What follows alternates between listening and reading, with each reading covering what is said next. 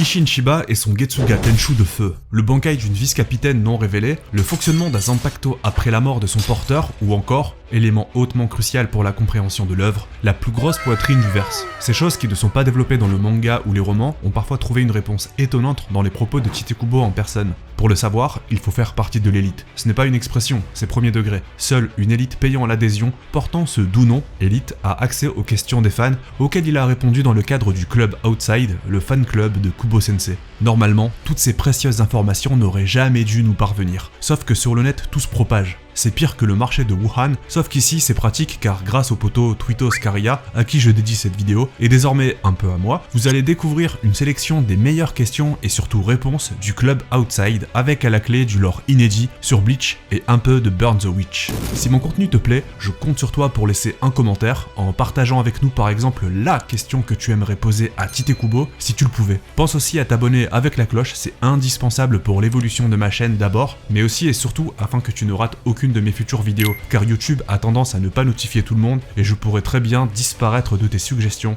en un claquement de doigts. Ah, et surtout, la saison 2 de Bleach Theory arrive en force très vite, avec une giga théorie sur Zaraki Kenpachi. Ce serait quand même dommage de rater ma théorie la plus travaillée et plausible, non? Allez, c'est parti.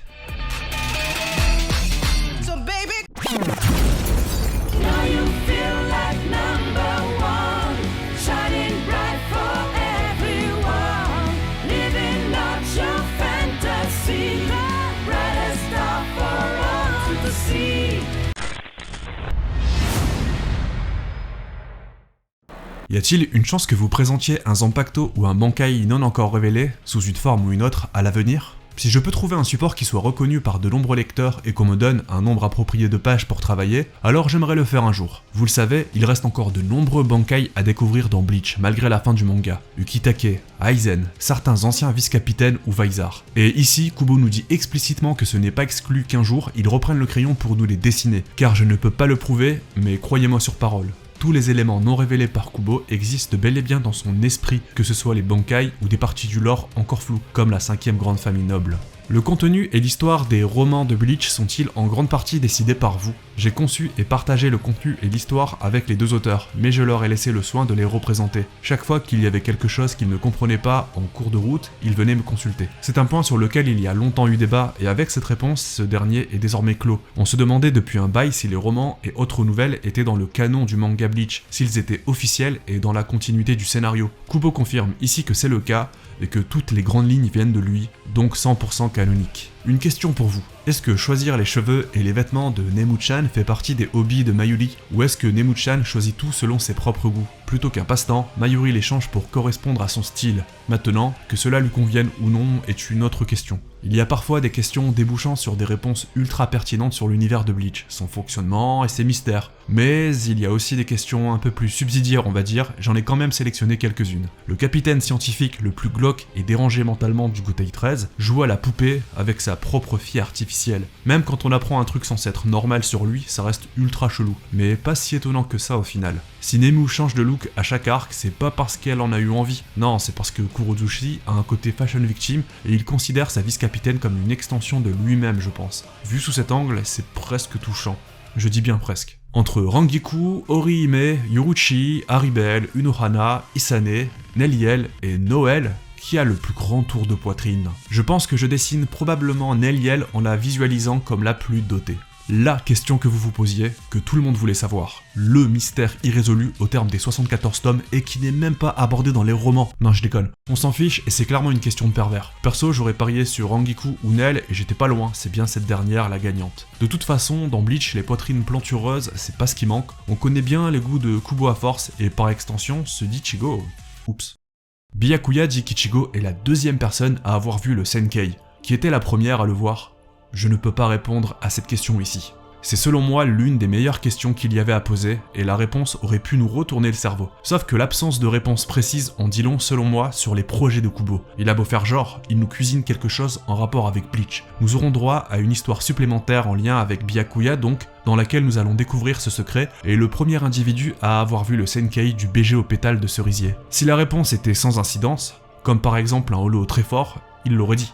donc soit c'est un nom qui nous parlerait, soit un rebond scénaristique futur qu'il ne veut pas nous spoiler. Je vous avais dit que ces questions-réponses allaient en dire beaucoup avec très peu, et ça ne fait que commencer. Lorsque le vieux Zangetsu a essayé de dire son nom à Ichigo dans son monde spirituel, il était couvert d'encre noire et ne pouvait pas être vu. Était-ce le fait d'Ichibei Yozube ?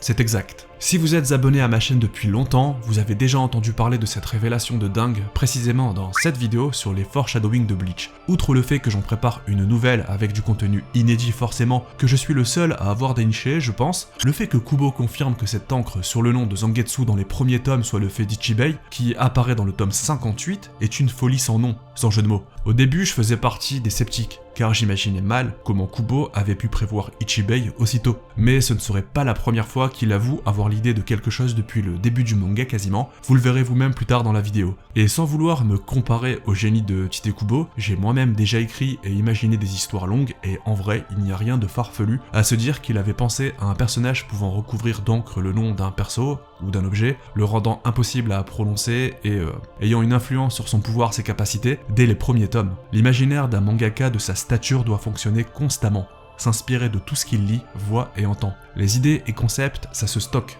dans l'attente de les sortir au bon moment. Ça permet de créer des trucs très stylés du genre, mais il y a aussi un côté négatif, comme quand il admet avoir imaginé le passé de plusieurs espadas, ou même celui de Kisuke et Yoruichi, sans jamais avoir trouvé le bon moment pour les raconter dans le manga. Je crois que Tauzen peut utiliser la holofication et entrer dans ce qui serait sa résurrection. Ichigo et les autres Vizard peuvent-ils en faire de même? Est-il possible qu'ils puissent utiliser à la fois le Bankai et la résurrection tout en étant holoifiés? C'est possible. La réponse est extrêmement courte, mais ouvre la porte à une quantité de possibilités faramineuses. Là, ce qu'il vient de nous lâcher, c'est une véritable bombe, car concrètement, ça veut dire qu'Ichigo, Shinji ou tous les autres Vizard pourraient utiliser une résurrection à l'image de Tauzen. Sauf que eux, ce sera pas une mouche dégueulasse, j'aime bien Tauzen, mais voilà, ce serait des trucs stylés, ultra stylés, sans oublier le gros boost de puissance. Et voilà comment certains Vizard pourraient enfin avoir leur moment de gloire et arrêter de servir en guise de serpillère. Un arc en enfer dans lequel ils utiliseraient volontairement ou non leur résurrection, avec à la clé chara-design monstrueusement badass et puissance enfin à la hauteur de ce qu'ils sont, des capitaines expérimentés avec des pouvoirs de holo. Quant à Ichigo, je le vois mal se diriger vers ça à l'avenir. Il maîtrise désormais la multiplicité de ses pouvoirs sereinement et ne ressent plus ce mal-être presque identitaire vis-à-vis de son holo. Il est complètement intégré à ses capacités de Shinigami. Dans la section de la 10e division du livret Bleach 13 Blade, il est dit que Rangiku a évité de justesse de se faire voler son Bankai. Rangiku a-t-elle débloqué son Bankai? Ouah, tu as raison, c'est une erreur. Comment c'est arrivé là? J'aimerais votre avis en commentaire. Mais honnêtement, je ne sais pas quoi penser ici. Est-ce qu'il fait semblant d'être surpris? Et est-ce qu'il veut nous faire croire que c'est une erreur car au final on n'aura jamais vu son Bankai dans TYBW? Ou est-ce que c'est vrai? C'est une vraie erreur? Car autant Shuhei, on a eu un vrai teasing autour, ce qui explique sa présence dans CFYOW, on peut aussi théoriser sur Izuru, par contre Rangiku ça me surprend un peu. Certes elle a l'air puissante, elle fait partie des meilleurs vice-capitaines, mais ce n'est pas une bosseuse et le manga ne laisse jamais deviner qu'elle se dirige vers la voie du Bankai. Par contre si effectivement elle en a un, ça pourrait envoyer du lourd, ou au contraire du très léger, avec un truc qui je l'espère se différenciera de Senbonzakura Kageyoshi. S'il vous plaît, dites-nous le secret derrière Ururu et Jinta. Que sont-ils exactement? Tous deux sont des âmes modifiées créées par Kisuke. Bon, pour le coup on était nombreux à s'en douter ou à l'avoir deviné, mais c'est toujours bien d'en avoir la confirmation, surtout pour Jinta, car autant Ururu avait ce côté robot sans âme qui obéit et qui la rendait suspecte, autant Jinta a tout du garçon lambda 100% humain, et surtout ce qui pouvait susciter le doute provient de l'autre capitaine scientifique, Mayuri, et son chef-d'œuvre, ou devrais-je dire celle qu'il croit être sa masterclass, Nemuri. À la fin de son combat contre Pernida, il affirmera avoir enfin surpassé Kisuke, car l'âme artificielle qu'il a créée avait atteint un niveau d'intelligence et de puissance bien singulier. Sauf que Urahara apparemment l'avait déjà fait presque sans effort et ce à 2 reprises. Pauvre Mayuri, condamné à évoluer dans l'ombre de l'homme au bob. Pourquoi l'uniforme du Shikahusho porté par les Shinigami est-il noir? Est-ce que c'est pour que le moine puisse récupérer du pouvoir en cas d'urgence? La couleur a été décidée à l'époque de la première génération Gotei, et la raison en était que vous n'aviez pas à le jeter chaque fois qu'il était taché de sang. Mais l'idée concernant le moine est également intéressante. Quand les fans de Bleach ont des idées que Kubo lui-même trouve plus intéressantes que la vérité vraie, et je le comprends car c'est tout sauf con. Dès le combat opposant Shunsui au Primera Espada, le rôle de la couleur dans une bataille pesait déjà, avec le Hiro Oni de son redoutable Shikai. Le noir noir étant très présent chez les Shinigami et le blanc chez les Arrancar, il avait pu en jouer et terrasser le plus puissant Vastolord d'après le classement d'Aizen. Kichibei est pu ordonner, et il le peut car c'est lui la véritable autorité suprême de Soul Society, que tous les Shinigami doivent porter une tenue noire afin de renforcer son pouvoir, volant donc toute la couleur noire, est bien trouvé et aurait été très cohérent. Ça aurait appuyé encore plus la mainmise qu'à la Division 0 sur le monde de Soul Society. Ils sont dans les cieux, pas seulement physiquement, ils le sont dans absolument tous les domaines. J'ai une question concernant Yashiru Kusajishi. Alors quel est le Zanpakuto Nozarashi de Zaraki Kenpachi, est-ce que le fait qu'elle soit appelée Yashiru est la raison pour laquelle elle possède également le Zanpakuto Sanpo Kenju? Que ce soit Hikyo Zabimaru ou Fuji Kujaku, il y a eu de nombreuses scènes dans lesquelles les Zanpakuto ne pouvaient libérer leur véritable puissance que s'ils étaient appelés par leur vrai nom. Je pense que Nozarashi a acquis l'essence d'un Shinigami et a pris forme parce qu'il a été nommé d'après le vrai, ou devrais-je dire la vraie Yashiru, nom qui lui a également permis d'obtenir l'épée Sanpo Kenju, qui est spécialisée dans l'acte de trancher. Je suis vraiment curieux de connaître l'identité de Yashiru Kusajishi, donc ce serait formidable si vous pouviez répondre à ma question. Oh waouh! Bien qu'il n'y ait même pas un seul passage écrit sur le fait que Yashiru soit Nozarashi, je suis stupéfait que vous ayez réussi à trouver tout cela. En ce qui concerne le contenu de votre question, vous avez presque raison. En outre, Yashiru représente une forme du Bankai de Kenpachi qui a été séparée de son corps principal, et qui a acquis le pouvoir d'un Shinigami en recevant un nom de Kenpachi. La véritable incarnation de Nozarashi est celle d'une femme adulte. Imaginez Zangetsu et Tenza Zangetsu, cela devrait faciliter la compréhension. L'une des réponses ayant fait le plus de bruit sur les réseaux, et selon moi l'information à retenir n'est pas celle que l'on croit. Bon, déjà Kubo je te respecte, mais tout le monde avait grillé que Yashiru était le Zanpakuto, et même le Bankai de Zaraki. Non seulement c'est l'une des plus vieilles théories du manga, je crois que moi-même j'y ai pensé dès que j'ai vu l'épisode avec le flashback de leur rencontre après le combat contre Ichigo, et ça c'était en 2006 de mémoire, donc c'est très vieux, mais surtout c'est devenu plus qu'une théorie après la publication du chapitre 669, démontrant avec très peu d'ambiguïté que Yashiru égale Bankai de Kenpachi. C'est littéralement elle qui apparaît de nulle part, comme le ferait un Zanpakuto, pour lui octroyer le Bankai sans aucune formule en le touchant. Sans oublier le chapitre 577, dans lequel Zaraki libère la forme Shikai de son Zanpakuto pour la première fois, Nozarashi, avec un gros focus sur Yashiru, un flashback sur leur rencontre accompagné de sa disparition totale, ne laissant au sol que sa tenue de Shinigami. Sérieusement, il fallait quoi de plus? Yashiru et Kenpachi qui regardent la caméra et disent « Bonjour, je suis en fait le Zanpakuto de Zaraki ». Le seul truc qui reste mystérieux, c'est pourquoi Yashiru a-t-elle vécu en dehors du sabre depuis tout ce temps? Pourquoi elle-même a-t-elle pu développer un Shikai hors du commun? Et surtout, pourquoi Kenpachi ressemble à un démon en Bankai? Et encore, je ne fais qu'effleurer la surface des mystères entourant Kenny. Comme déjà teasé à plusieurs reprises, je bosse depuis un bon moment sur une énorme théorie le concernant, et après l'avoir vu, vous ne verrez plus Kenpachi de la même manière. Et pour conclure cette partie, selon moi, l'info importante ici, c'est qu'il confirme bien qu'un Bankai aura une apparence plus juvénile qu'un Shikai, d'où la comparaison avec Zangetsu, celui qu'Ichigo appelle vieil homme, et Tenza Zangetsu, qui a le physique d'un ado. Enfin, cela explique pourquoi Kenpachi a entendu une voix de femme lorsque Nozarashi s'est présenté à lui, et non la voix de Yashiru, bien que ce fût la même doubleuse. Alors qu'Aizen dit « Personne ne s'est jamais tenu au sommet des cieux auparavant ». Il regarde ensuite Yukitake et continue « Ni toi, ni moi, ni les dieux ». Est-ce que ce vous était censé impliquer la relation entre Ukitake et le Ryo? Encore une dinguerie de Tite Kubo, et c'est quelque chose que beaucoup ont supposé durant des années, confirmé par un simple « oui ». Perso, je ne m'inclus pas dedans. Je reconnais qu'avant de le lire sur internet, je n'y avais jamais songé, mais c'est toujours agréable de voir que Kubo maîtrise son œuvre en long et en large, et il est vrai que c'était bizarre de voir Aizen s'adresser de cette façon à Jushiro, comme s'il y avait une information qui nous échappait. Cette information, c'était Mimi Hagi, cet être considéré comme un dieu dans le Rukongai, vivant depuis des siècles dans le corps de l'enfant malade qu'était Ukitake. Mimi Hagi, on l'a découvert sur le tard, dans l'arc de la Grande Guerre, et le mystère autour de la maladie d'Ukitake n'avait jamais été utilisé, mais on se doutait bien que tôt ou tard, Kubo allait s'en servir pour raconter quelque chose. Entre le moment où Aizen balance sa tirade au capitaine malade et la révélation de Mimi Hagi, il y a 48 tomes, soit plus de 10 ans de chapitres hebdomadaires. Dans la section questions et réponses du Databook 13 Blade, vous avez mentionné que la forme Bankai complète d'un certain personnage n'avait pas encore été révélée. Parliez-vous de la version adulte d'Itsugaya? Et si oui, quand avez-vous eu l'idée de le vieillir un peu? Oui, je parlais d'Itsugaya. L'idée m'est venue lorsque j'ai conçu Itsugaya, donc au moment où il a fait ses débuts. C'était déjà décidé. On n'en a plus besoin vu que ça a déjà été prouvé à maintes reprises. Mais le cas Itsugaya est très éloquent aussi pour prouver que Tite Kubo prévoit les choses sur le très très long terme. Là aussi, on savait bien qu'il y avait un truc avec le Bankai d'Hitsugaya et son espèce de compte à rebours basé sur les pétales de glace de Hyorin Maru. C'était sûr qu'à terme, il se passerait un truc avec ça, et qu'il aurait un power-up énorme. Et je ne suis au final absolument pas surpris quand Kubo affirme avoir eu l'idée que Toshiro prenne une forme adulte brusquement en Bankai depuis qu'il a créé le personnage. Ça explique plein de choses, comme son apparence très juvénile pour un capitaine, ou encore le fait que son Bankai était immature. Puis bon, on va pas se mentir, hein. C'était aussi pour faire saigner du nez toutes les fangirls et les fanboys de Toshiro. Par contre, je viens de réaliser un truc là, on le sait, un Zanpakuto en Bankai peut rajeunir dans son apparence. Visiblement, pour Toshiro, il se passe un truc similaire mais un peu inversé. C'est le Shinigami qui prend des années d'un coup afin d'être à la hauteur de son Bankai. C'est bizarre, non? Ou alors ce système de Bankai jeune ne concerne Kishigo et Zaraki, ce qui serait encore plus étrange? Ou alors non, encore pire, mais là c'est totalement what the fuck. Et si en fait, Toshiro Hitsugaya était le Zanpakuto de son Zanpakuto, et que Hyorin Maru était le vrai Shinigami? Non, je déconne, impossible.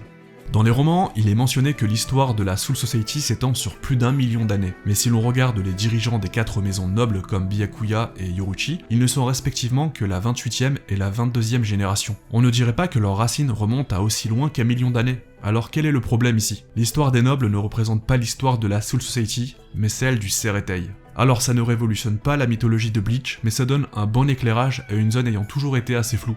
Tout comme le vieillissement des personnages, et ainsi de suite. Il faut que Kubo nous développe tout ça dans un futur databook, prenant en compte les romans, ainsi que le one-shot des 20 ans. En ce qui concerne le grand-père de Byakuya, Ginrei, lorsque Kyuraku a évoqué les noms des Shinigami qui ont été capitaines pendant plus de 100 ans, il n'a pas été mentionné. Son service en tant que capitaine était-il plutôt court? Je l'avais oublié. Mettons cela sur le dos de Shunsui. On a la preuve ici que malgré son génie et sa capacité à prévoir des points du scénario sur le très long terme, Kubo reste un humain lambda, faillible, avec tout ce que ça implique. On aurait pu théoriser et partir vers une mauvaise piste à cause de la déclaration de Kyuraku, car effectivement, il avait oublié de citer l'ancêtre Kushiki. Mais la vérité était toute simple. Un oubli du mangaka qu'il mettra habilement sur le dos de Kyuraku. Lorsqu'on hérite d'un Zanpakuto à la manière de Tauzen et Kenpachi, l'essence de son âme sera-t-elle écrasée ou se mélangera-t-elle à l'essence de l'ancien propriétaire? En général, elle est écrasée, mais dans certains cas, elle peut aussi se mélanger. Ce sujet mérite à lui seul une vidéo entière, car les possibilités sont nombreuses et on peut déjà théoriser avec les éléments déjà présents dans le manga. On connaît 2 cas pour lesquels cela peut s'appliquer, 2 capitaines s'étant déjà affrontés par le passé, dès l'arc du sauvetage de Ruka, Zaraki Kenpachi et Kaname Tauzen. Le premier ramassa le Zanpakuto sur un cadavre au Rukongai,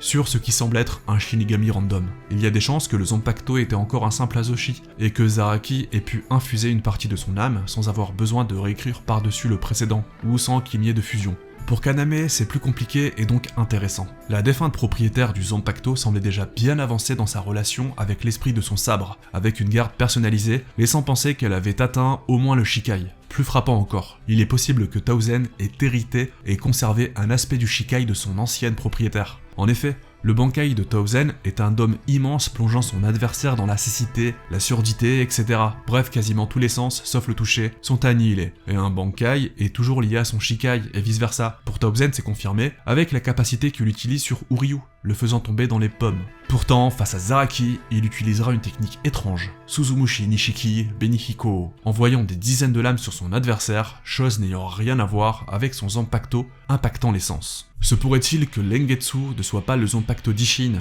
mais celui d'un autre Shinigami? Peut-être appartient-il à l'une des 5 grandes familles nobles? La raison pour laquelle aucun Shinigami n'a remarqué le lien avec Ishin après avoir vu Ichigo utiliser Getsuga Tenshu serait que l'Engetsu d'Ishin est connu comme un type de feu, tandis que la capacité Getsuga Tenshu libère du Reiatsu condensé sous la forme d'un coup d'énergie. Les raisons pour lesquelles aucun autre Shinigami n'a pensé à Ishin après avoir vu Getsuga Tenshu sont les suivantes. Le Getsuga Tenshu d'Ishin est différent de celui d'Ichigo, car il s'agit d'une attaque à distance rapprochée, dans laquelle le feu et le Reiatsu sont libérés sous la forme d'un slash. Les capitaines n'ont aucune chance d'apprendre les techniques nommées de l'autre en dehors des combats ensemble sur le champ de bataille ou lors d'un entraînement commun. Pendant l'arc Soul Society, Ichigo ne prononce le nom de sa technique qu'en présence de Byakuya. On va finir avec une de mes préférées, bien que j'aurais aimé que Kubo n'esquive pas le point le plus pertinent de la question. C'est un truc qui nous a tous mindfuck. Pourquoi Ishin, le père d'Ichigo, pouvait utiliser un Getsuga Tenshu comme son fils? Est-ce une technique héréditaire issue du clan Shiba? Pourquoi le nom Engetsu ressemble autant à Zangetsu? Et est-ce qu'il y a une filiation génético-spirituelle de père en fils dans la naissance d'un Zanpakuto?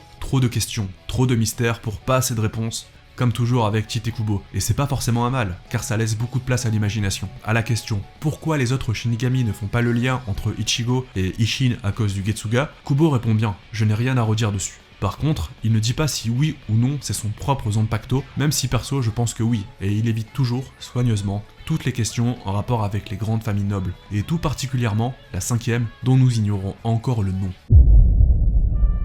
Avec toutes ces questions-réponses, et encore je n'ai pas tout traité, on se rend bien compte que Bleach n'est pas une œuvre totalement achevée, et qu'on tourne tout le temps autour de certains trous scénaristiques laissés là volontairement ou pas, comme pour les combler le moment venu de la meilleure façon qui soit. Les grandes intrigues autour des Shinigami, des Hollow, et même la guerre plurimillénaire avec les Quincy, tout ça, ça a été réglé. Il reste maintenant à faire toute la lumière sur la séparation des mondes, l'origine du cycle des âmes, et absolument tout nous dirige vers ce monde évoqué dès le début du manga et laissé soigneusement de côté durant plus de 20 ans, l'enfer. Si le format t'a plu et si tu en veux encore, sache que j'ai dans ma besace encore de nombreuses autres questions de Kubo issues du Club Outside et certaines valent carrément le détour et me permettraient de développer certains points clés à nouveau comme nous venons de le faire ensemble pour cette vidéo. Donc je ferai un épisode 2 selon vos retours et vos commentaires, voilà. Ah au fait, il me reste encore quelques badges de Shinigami et des médaillons Quincy ainsi que des bougies artisanales, tous ces produits sont faits par moi-même et mes associés. Ils sont uniques et 100% des clients ayant passé commande sont satisfaits. N'hésite pas car il n'en reste plus beaucoup et si t'as la moindre question, je me ferai un plaisir de te répondre sans même passer par un Farem Outside.